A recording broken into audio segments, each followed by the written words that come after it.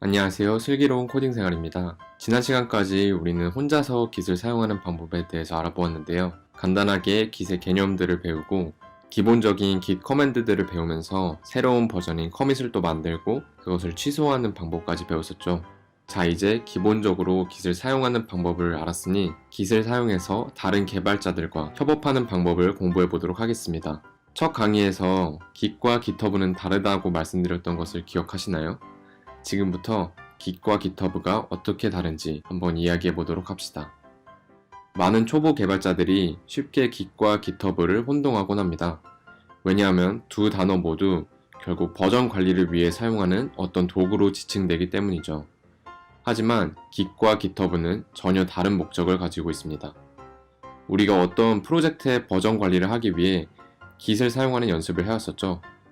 만약 내 컴퓨터에서 만든 커밋들의 기록이나 파일을 다른 사람들과 공유하고 싶다면 어떻게 해야 될까요? 매번 내가 사용하는 컴퓨터들을 그들에게 빌려주는 것은 시간과 공간의 제약을 너무나 크게 받습니다. 그렇다고 이메일이나 카톡으로 파일의 정보를 주고받는 것은 굉장히 번거로운 일이기도 하죠. 그래서 탄생한 서비스가 바로 GitHub라는 서비스입니다. GitHub는 온라인상에 존재하는 저장소에 내 파일과 버전 정보를 저장하고 다른 사용자들과 함께 공유할 수 있도록 서비스를 제공합니다. 그리고 이곳에서 공유되는 모든 파일들을 오픈소스 소프트웨어라고 지칭하게 됩니다. 따라서 GitHub는 직접적인 버전 관리 시스템을 제공하는 것이 아니라 이미 Git에 의해 관리되고 있는 소프트웨어들을 온라인상에서 공유할 수 있도록 해주는 서비스이죠. 이런 의미에서 생각해보면 Git과 GitHub는 조금 많이 다른 것 같죠? 본론으로 넘어가기 전에 아까 잠시 접어두었던 오픈소스 소프트웨어 이야기를 해보도록 하겠습니다. 이미 이름에서 이야기하고 있는 것처럼 오픈소스 소프트웨어는 누구에게나 열려있는 소프트웨어 혹은 프로그램을 의미합니다. 여기서 열려있다는 누구나 무료로 접근할 수 있고 또 사용할 수 있다는 것을 의미하죠. 그래서 GitHub에 누군가가 업로드한 파일은 돈을 내지 않아도 접근할 수 있고 대부분의 프로그램들은 소스 코드까지도 공개하곤 합니다. 그래서 다양한 사람들이 어떤 프로그램의 발전에 함께 참여할 수 있고 다른 사람의 소스 코드를 발전시켜 나만의 프로그램을 만들어낼 수도 있습니다. 여러분들이 잘 알고 있는 파이어폭스, 리눅스, MySQL 같은 소프트웨어들이 모두 오픈소스 소프트웨어이죠. 그렇다면 다른 사람의 소스 코드를 가져와서 내 소스 코드처럼 막 사용해도 될까요? 정답은 그럴 수도 있고 아닐 수도 있다입니다. 어떤 소프트웨어들은 무분별한 상업적 사용을 막기 위해 라이선스를 가지고 있어서 사용할 때의 규칙이나 제약을 명시하게 됩니다. 오픈소스 소프트웨어 라이선스에 대해서도 알려드리고 싶지만 우리의 강의는 오픈소스에 대한 이야기가 아니라 Git에 대한 이야기이기 때문에 오늘은 이렇게 4가지 대표적인 오픈소스 소프트웨어 라이선스를 표로 잠시 보여드리고 지나가도록 하겠습니다. 관심이 있으신 분들은 잠시 일시정지를 하셔서 이 표에 있는 내용들을 좀 읽어보시면 좋을 것 같습니다.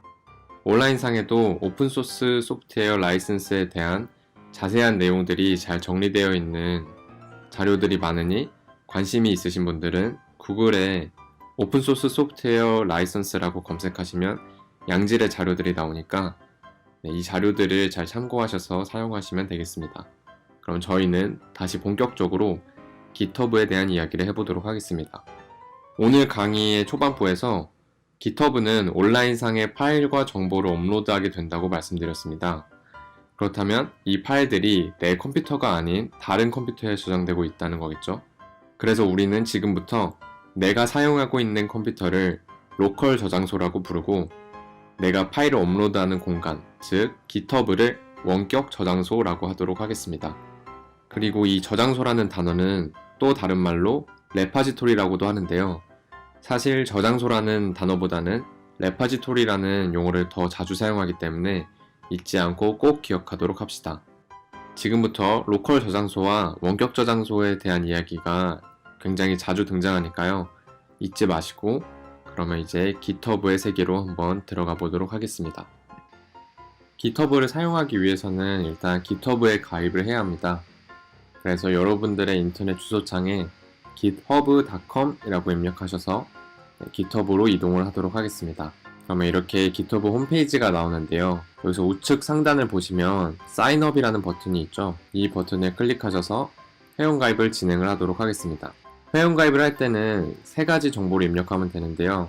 유저네임, 그리고 이메일 주소, 비밀번호 이렇게 세 가지를 입력하면 됩니다. 다른 것들은 뭐 상관없지만 이메일 주소 같은 경우에는 가입을 최종적으로 승인할 때 이메일 인증이 반드시 필요하기 때문에 꼭 사용하시는 이메일 주소를 입력해 주시기 바랍니다.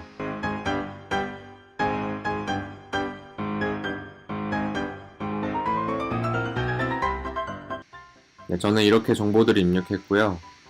네, 아래로 내려보시면 Create Account 버튼이라는 버튼이 있는데 이 버튼을 눌러서 다음 페이지로 이동을 해보겠습니다.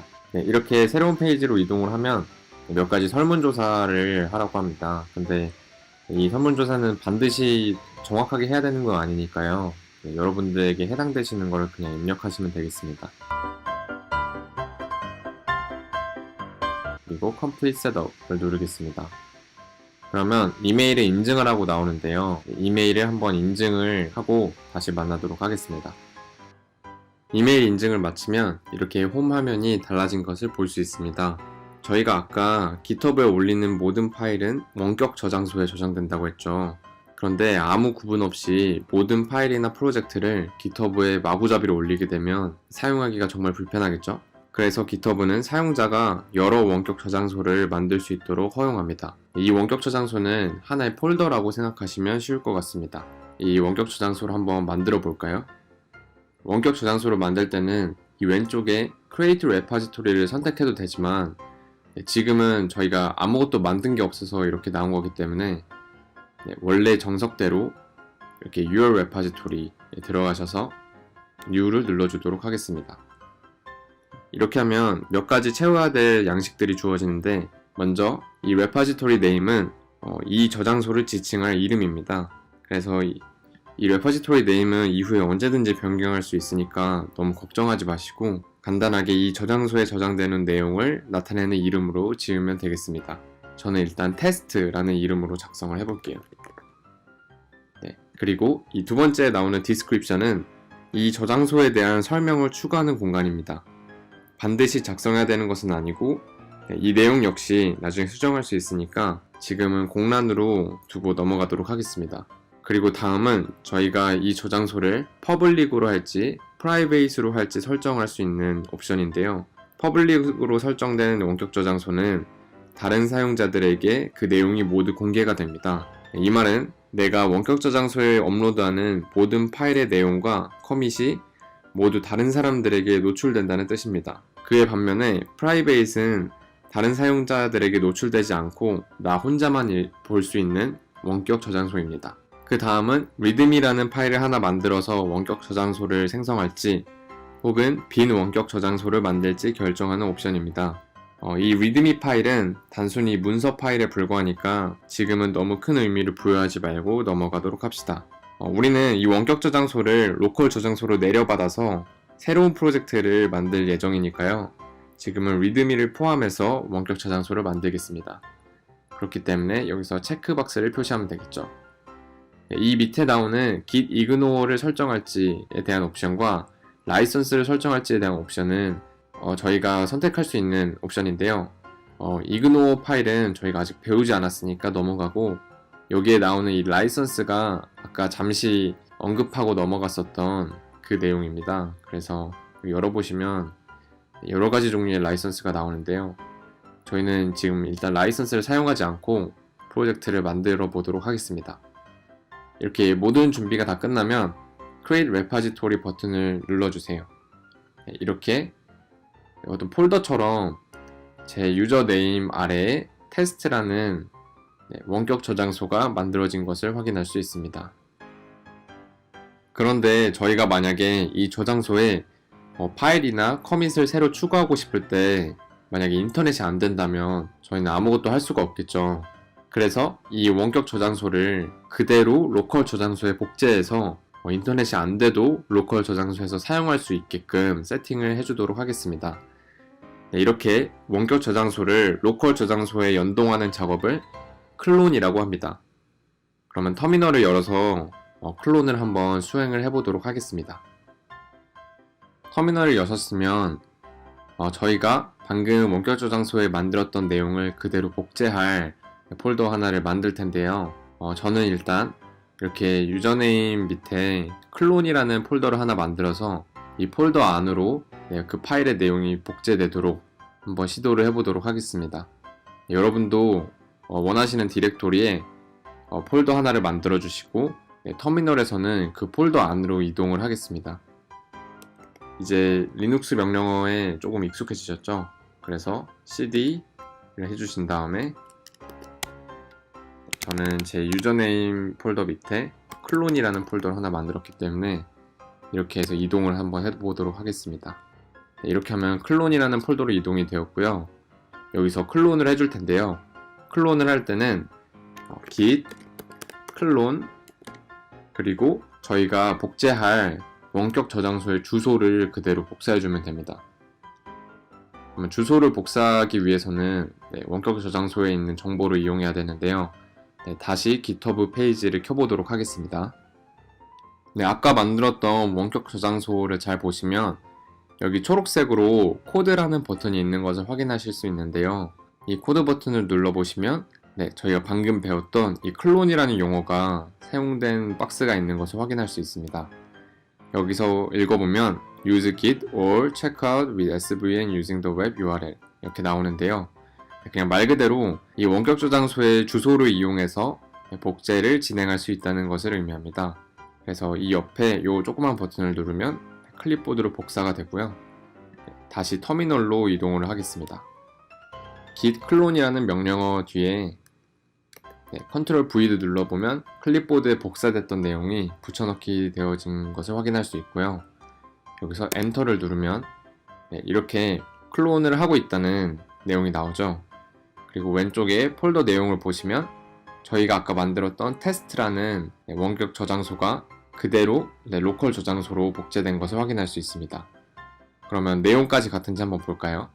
이 폴더로 들어가 보면 저희가 원격 저장소를 만들 때 같이 만들었던 리드미 폴더가 그대로 있는 것을 확인할 수 있죠. 그리고 그 내용도 같은 것을 확인할 수 있습니다. 여기까지 해서 저희는 오늘 많은 내용을 배우지는 않았지만 Git과 GitHub의 차이점이 무엇인지 다시 한번 알아보고 오픈소스 소프트웨어나 오픈소스 소프트웨어 라이선스 그리고 원격 저장소 또 로컬 저장소에 대한 개념들을 배웠습니다. 그리고 방금 전에는 클론 명령어를 사용해서 원격 저장소에 저희가 만들었던 파일의 내용을 그대로 로컬 저장소로 복제하는 명령어까지 한번 배워서 실습을 해봤는데요. 오늘은 여기서 강의를 마무리하도록 하고요. 다음 시간에는 저희가 오늘 클론을 배웠을 때 원격 저장소에 있는 내용을 로컬 저장소로 연동하기 위해서 사용했잖아요. 근데 반대로 로컬 저장소에 있는 내용을 원격 저장소에 연동시키기 위한 방법들을 알아보도록 하겠습니다. 그리고 로컬 저장소에서 만드는 혹은 원격 저장소에서 만드는 커밋들이나 파일의 변경 사항들을 서로 동기화하는 방법들도 다음 시간에 알아보도록 하겠습니다. 오늘도 정말 수고 많으셨고 다음 시간에 또 만나겠습니다. 슬기로운 코딩 생활이었습니다.